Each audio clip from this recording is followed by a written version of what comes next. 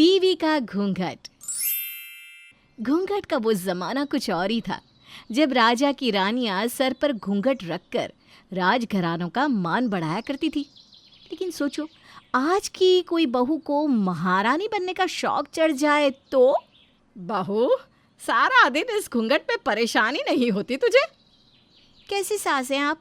लोग अपनी बहू को घूंघट में रखना चाहते हैं जिससे कि उसकी चांद से चेहरे को नजर ना लगे, और एक आप हैं जो सारा दिन मुझे सर से ये पल्ला हटाने को कहती रहती हैं।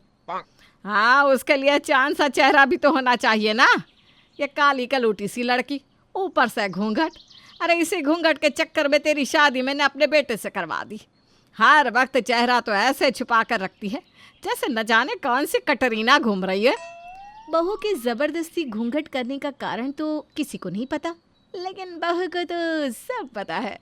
कैसे बोलूं इन लोगों को कि मेरा सपना किसी बड़े राजघराने में शादी करने का था। मैं भी रानी महारानियों की तरह सर पर पल्ला रख कर घूमूं। लेकिन मेरी सास सर पर घूंघट करने ही नहीं देती। सुनो, मेरे ऑफिस से कुछ लोग आ रहे हैं खाने पर, तो कुछ अच्छा सा बनाना। और तुम प्लीज़ ना कोई वेस्टर्न कपड़े पहनना, ये साड़ी वाड़ी मत पहनना, ठीक है? बड़े घरों की बहुओं के सर पर पल्ला और बदन में साड़ी ही शोभा देती है। अगर मैं कुछ और पहनूंगी तो उसमें घूंघट कैसे करूंगी? हाँ, तो बोला किसने तुझे क्या घूंघट कर ले? जो ससुराल बड़े दिमाग वाला मिला है, तो तू भी ज़रा दिमाग खोल ले अपना। लेकिन बहू, उसको तो शादी के बाद घूंघट का शौक ही चढ़ा रहता है। बहू, एक बात बता, आखिर क्या वजह है जो तू घूंघट हटाना नहीं चाहती? माँ जी, मेरा सपना था कि मेरी शादी बड़े घर में हो, राजा महाराजाओं की जैसे, जहाँ की रानियाँ घूंघट में रहती है ना। कितना रॉयल लगता था, है ना?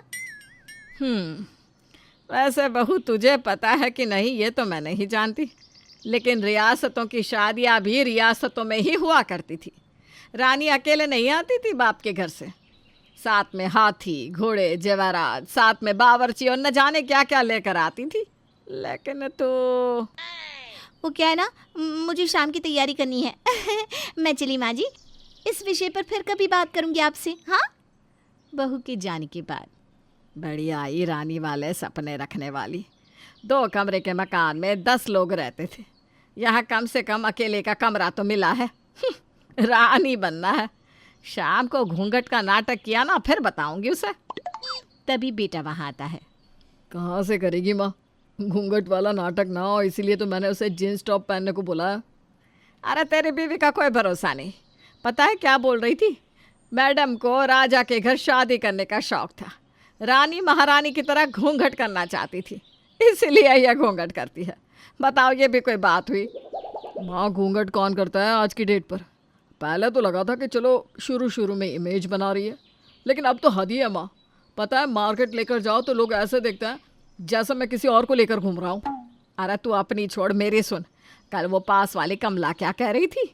बहन जी, आप वैसे तो बड़े खुले विचारों की है, और बहू बेचारी से घूंघट करवाती हैं, शर्म नहीं आती? अरे यहाँ तो लोगों को लगता है कि मैंने ही बहू को घूंघट करने को कहा है। क्या कर सकते थे? कहीं तो लोग बहू के घूंघट ना करने से परेशान होते हैं, लेकिन बेचारी ये लोग घूंघट से परेशान थे। फिर शाम को, अरे ये कौन है? राकेश, भाभी जी कहाँ है? अब सर, वो यही है, गायत्री देवी, मेरी बीवी। कैसा रजवाड़ों वाला नाम है, गायत्री देवी। तभी घूंघट में बहू आती है। हाथ में होता है शरबत का ग्लास और साथ में अंगूर। जैसा नाम वैसा काम। वैसे तो हम भाभी जी चाय पीने आए थे आपके हाथ की, अगर पिला देती तो। वो क्या है ना, बड़े बड़े घरों में चाय नहीं शरबत पी जाती है। हुक्म करे, खाने में क्या खाएंगे आप? सर, ये ना मजाक कर रही है, मजाक करने की आदत है इसकी। अरे गायत्री, क्या हो गया? तुमसे कहा था ना शाम को सर आ रहे हैं, तो मजाक नहीं है। मजाक नहीं करना, समझ रही हो ना क्या नहीं करना था? पति का इशारा तो था घूंघट की ओर, लेकिन बोले कैसे? देखिए जी, हम साफ समझ रहे हैं आप हमारा घूंघट हटवाना चाहते हैं, लेकिन नहीं जी, ये घूंघट यहाँ से नहीं हटेगा, समझे? राकेश, ये क्या हो रहा है? मतलब भाभी जी बुरा नहीं मानिएगा, लोग घूंघट नहीं करना चाहते हैं और आप। अब बीवी को आ जाता है गुस्सा। मेरा नाम गायत्री देवी है, मैं रजवाड़ों के खानदान की बेटी हूँ। मेरा गहना मेरा घूंघट ही है। अरे बहू, वो तेरे दादा के दादा थे रजवाड़े के यहाँ, और वो भी उनके घोड़े नहलाया करते थे। तो क्या हुआ माँ जी, रजवाड़ों में हमारे घर का आना जाना तो था। अरे माना पापा की आज पान की दुकान है, लेकिन वो भी वक्त हमने देखा है जब रजवाड़ों के घरों के पान हमारी दादी बनाया करती थी। अब तो चुप हो जा गायत्री, अब ये घर है मेरा। लेकिन भला बीवी कहाँ चुप होने वाली है। पति के बॉस के सामने अपने खानदान की नाक ऊंची रखनी ही थी। ये जो तुम्हारे बॉस है ना, ऐसे तो हमारे घर में नौकर चाकर रहा करते थे। किस घराने के हैं सर आप? कराना तो पता नहीं, लेकिन गांव में खेत खूब है। बीवी जो कि दिखावे के घमंड में चूर थी, घूंघट के अंदर से ही। खेत तो गरीबों के होते हैं। अरे रजवाड़ों की तो पूरी सल्तनत होती है। हमारी 4 सल्तनतें थी। घूंघट शान है हमारी। मैं तो इनको भी कहती हूँ कि पगड़ी पहना करे। अरे खाली सर तो नौकर चाकरों के होते हैं। अरे चुप हो जा महारानी, कुछ भी बोले जा रही है। अरे बेटा, इसकी बात का ना बुरा ना मानना। वो क्या है ना, खाना इसी ने बनाया है सबके लिए। बस बस, भाभी जी रुलाएंगी क्या? अब इतने बड़े रजवाड़ों के घर की बेटी के हाथ से कैसे खा सकते हैं? राकेश, ऐसा है कि कल से ना नौकरी में मत आना, क्योंकि इतने बड़े खानदान के दामाद को ऑर्डर दे दे, मुझे तो शर्म आएगी। ना जी ना, समझ गए ना? नमस्ते। बॉस चले जाते हैं और साथ ले जाते हैं बेचारे पति की नौकरी अगले रोज़। अरे कमला, रहने दे, तेरा आज तक का हिसाब मैं कर देती हूँ। वो क्या है ना, मेरे बेटे की नौकरी नहीं रही तो तुझे देने के पैसे भी तो नहीं है। क्या बहू? कोई बात नहीं, मेरे जेवर तो है ना माँ जी। वैसे भी मांग टीका दिखता ही कहाँ है इस घूंघट के कारण।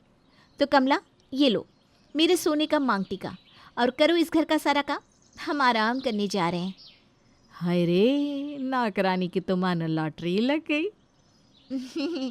जो हुक्म रानी साहिबा, मैं तो 4 महीने अभी इसी घर में काम कर लूंगी।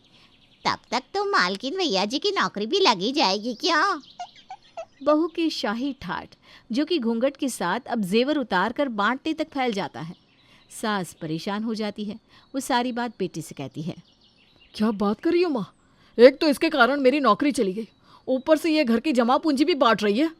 अब क्या बोले बेटा, या तो इसे छोड़ दे या तो रास्ते पर रहने को तैयार हो जा।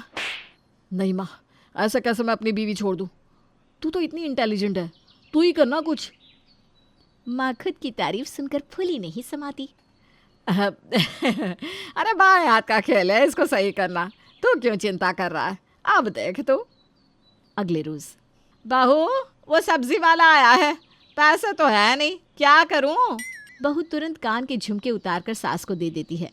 तो अब सास यही करती, किसी न किसी बहाने से बहू के सारे गहने ले लेती है। और पति, अरे कहाँ हो, चाय तो बनाओ। कैसी बात कर रहे हैं? जब से घर में है सारा दिन किचन में ही लगी रहती हूँ।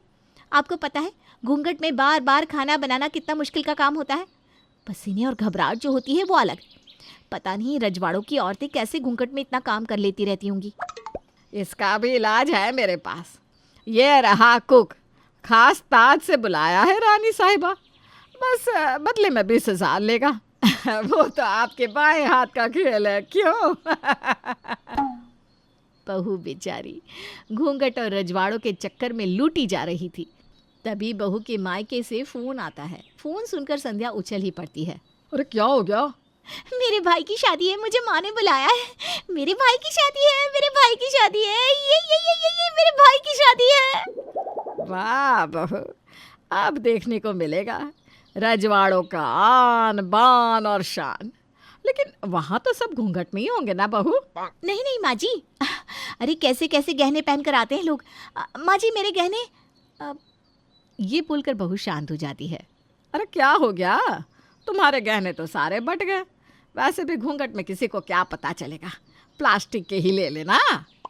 नहीं नहीं माँ जी, ये मैंने क्या कर दिया? हाय रे माँ जी। अरे अरे बहू, घूंघट ले ले, चेहरा दिख रहा है तेरा। बाहर में जाए घूंघट माँ जी।